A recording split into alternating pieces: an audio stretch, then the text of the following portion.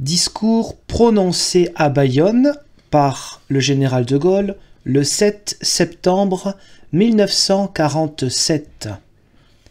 Prenant la parole place des Basques, le général de Gaulle ouvre la campagne du RPF en vue des élections municipales. Le spectacle magnifique qu'offre notre réunion prouve, d'abord, que les Basques se souviennent que c'est la victoire qui tira la France de l'abîme.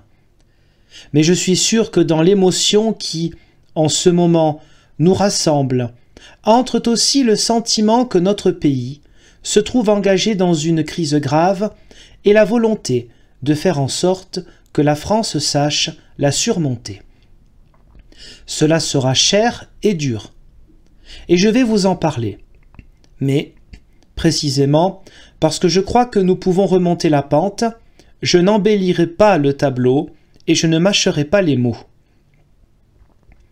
Dans l'ordre économique, ayant perdu, du fait de la guerre, la moitié de notre fortune nationale, déjà bien diminuée par le conflit précédent, nous nous trouvons par surcroît dans des conditions générales qui contrarient à l'extrême notre retour à la prospérité.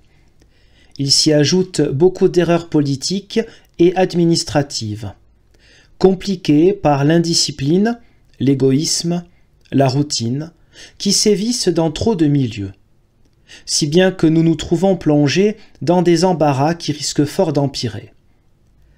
Notre pays, où le niveau de la vie et celui de l'activité s'expriment traditionnellement par les termes pain, or, charbon, travaille, mange actuellement moins de pain qu'il n'en a jamais mangé, dispose de moins d'or qu'il n'en a jamais disposé, brûle moins de charbon qu'il n'en a jamais brûlé, fournit moins de travail qu'il n'en a jamais fourni, depuis le commencement de l'ère économique moderne. Quant aux concours qu'il peut espérer recevoir du dehors, il faut bien voir qu'ils seront faibles. L'Europe centrale et orientale, elle-même terriblement éprouvée, se trouve coupée du monde par le régime soviétique qui en exploite les ressources au profit de sa propre misère. L'Europe occidentale, où l'Angleterre est très affaiblie, où l'Italie est ruinée, où les pays allemands sont profondément bouleversés, n'est pas à même de nous prêter un appui qui ne serait pas réciproque. Le continent américain, enfin, intact et prospère il est vrai, mais assailli par les sollicitations de multiples emprunteurs, est partagé entre le désir de porter secours aux autres et l'inquiétude quant aux résultats. Certes, il nous a aidés déjà, il nous aidera encore, mais dans l'état des choses, nous nous tromperions lourdement si nous en attendions le miracle.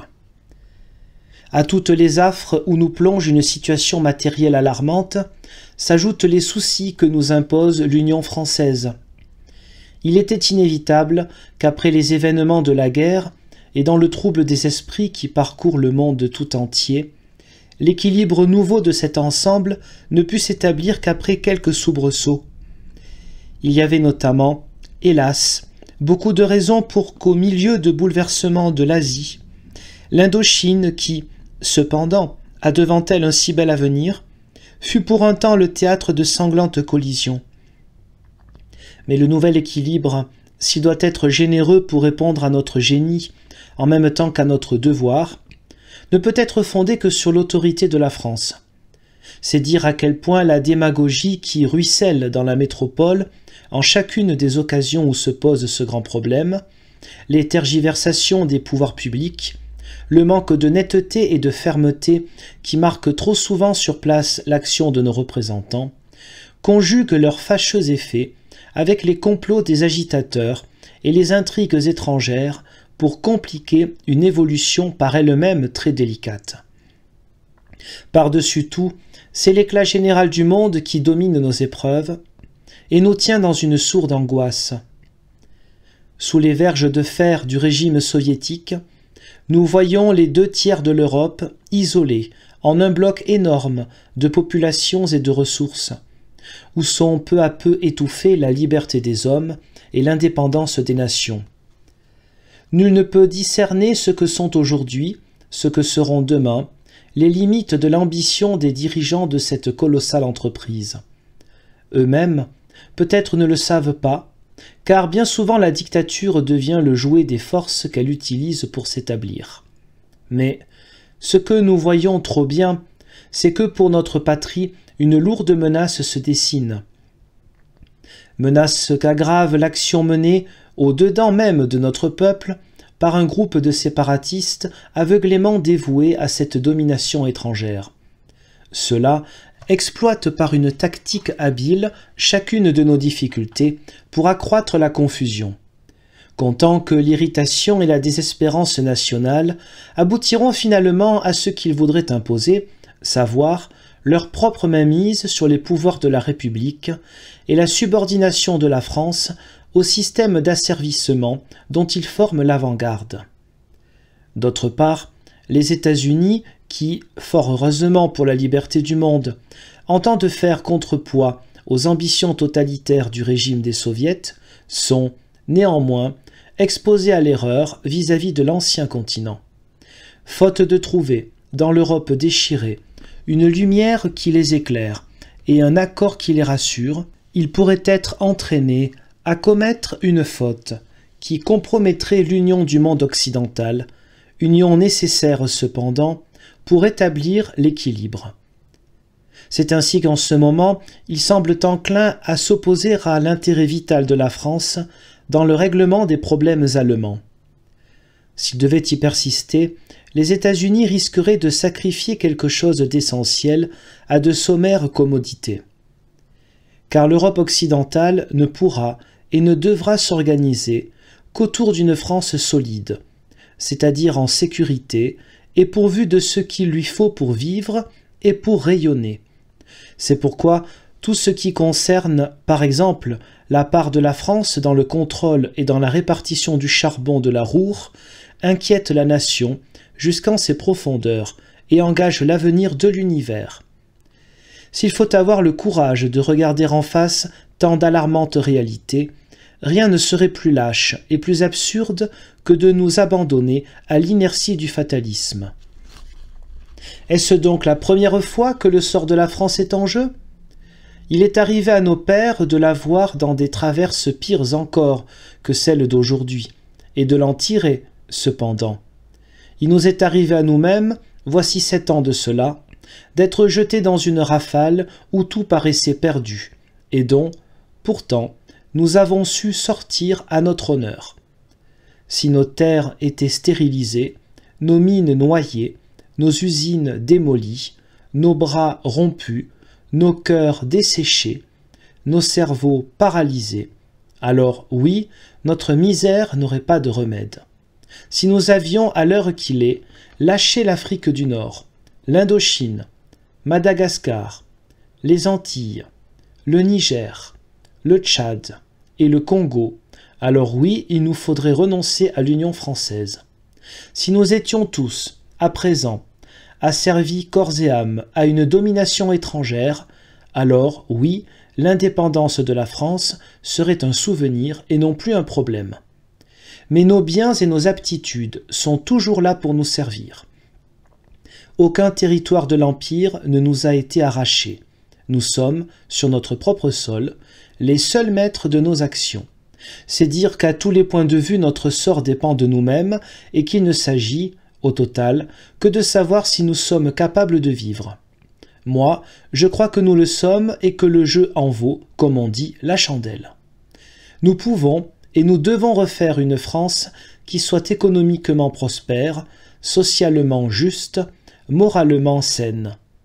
Mais ce ne sont là que des rêves, si d'abord nous n'établissons pas sur une base stable, et qui sera forcément très basse, notre existence matérielle, nos finances, notre monnaie, afin que chacun soit en mesure de bâtir sa vie et celle des siens sur un salaire, un traitement, des profits ou des économies qui aient une valeur solide et que la nation dispose d'une ligne de départ consistante pour marcher vers le renouveau.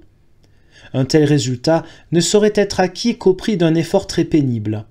Il implique, en effet, que la balance soit établie, d'une part entre les dépenses et les recettes publiques, d'autre part entre nos importations et les moyens que nous avons de les payer. Il implique que disparaissent les consommations et les gaspillages scandaleux.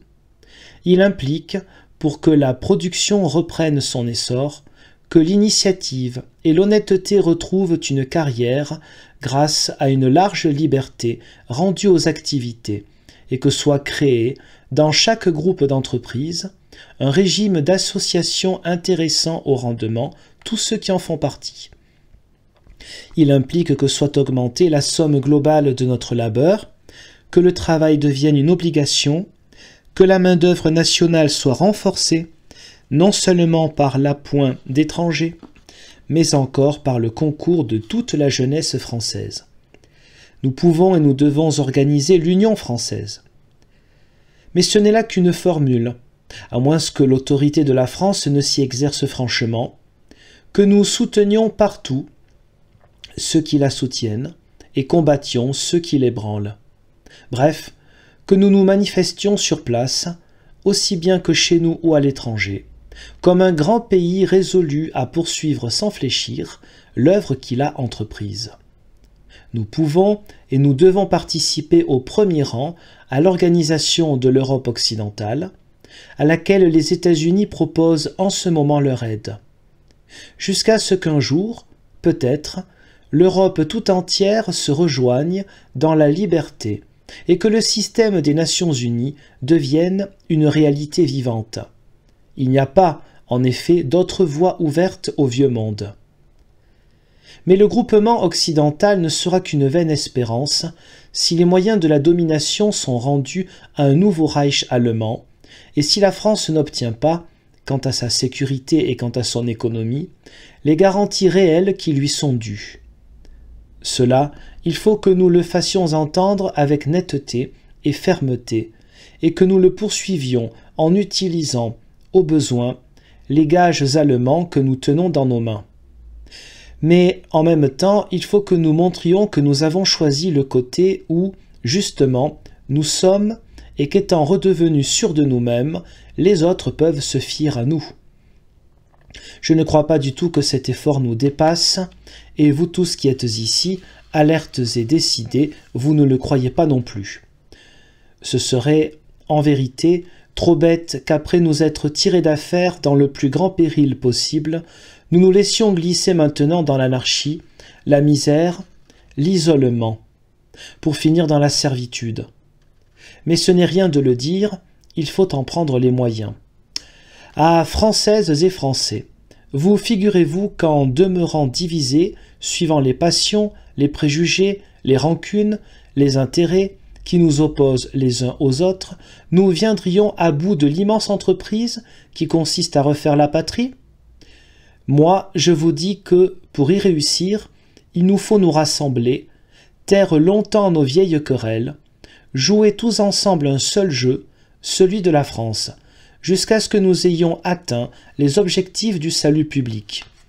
Vous figurez-vous que nous les atteindrons si chacun continue de tirer de son côté, si la conscience professionnelle, le bien public, la loi, passent dans les esprits et dans les actes après toutes les prétentions de l'intérêt particulier, si l'on ne cherche plus chez nous à construire sa vie, son bonheur, l'avenir de ses enfants, sur l'accomplissement honorable de son métier, mais sur la fraude et la combinaison? Moi, je vous dis que, pour nous relever, il faudra bien nous soumettre à une longue et rude discipline nationale. Vous figurez-vous que la nation puisse marcher d'épreuve en épreuve sans être conduite par un État ferme, impartial, continu? Mais où donc les pouvoirs publics qui, dans le régime actuel, ne procèdent que des partis, c'est-à-dire de nos divisions, puiseraient-ils l'efficience, l'autorité, le crédit, sans lesquels ils ne peuvent être que les jouets des événements? Hier, je vous en avais averti. Aujourd'hui, je vous le dis encore. Plus les problèmes nous serrent la gorge, plus notre peuple est là, démuni, menacé, et plus l'action publique doit être nette et forte. Il nous faut un régime dans lequel l'État est une tête qui en soit une et à qui le peuple ait donné le mandat et les moyens de faire valoir quoi qu'il arrive, l'intérêt national. Un régime dans lequel le pouvoir exécutif, le pouvoir législatif et le pouvoir judiciaire soient séparés dans leurs attributions, leurs hommes et leurs responsabilités, afin qu'il y ait un vrai gouvernement, un vrai parlement, une vraie justice. Un régime, enfin, dans lequel la nation est à trancher elle-même s'il advenait qu'une crise dépassât le jeu normal des pouvoirs. C'est ainsi, et ainsi seulement, que les hommes capables de faire les affaires de la République pourront effectivement accomplir leur lourd devoir, et non point se voir, comme à présent, englués dans l'impuissance du système dont ils font partie. Ces nécessités nationales, de quelle hauteur dominent-elles les rivalités des partis? Ces solutions nationales, à quel point surpassent-elles ce qu'on appelle la droite, la gauche ou le centre? Il suffit que l'on exprime ces solutions et ces nécessités pour faire voir la raison d'être, le rôle, le devoir du rassemblement du peuple français. Il est fait pour soutenir, partout et sur tous les terrains, l'effort de toute la nation qui, seule, peut la tirer d'affaire. Il est fait pour appuyer dans le pays tout entier la dure politique de salut public qui, seule, peut inspirer et diriger cet effort. Il est fait pour accomplir la réforme des institutions manquées, réforme qui, seule, peut mettre l'État et des hommes dignes de lui en mesure de conduire, au milieu des tempêtes, la France à bon port. Je suis certain d'avance de la réponse que feront les Françaises et les Français, mais les événements nous pressent et le destin n'attend pas.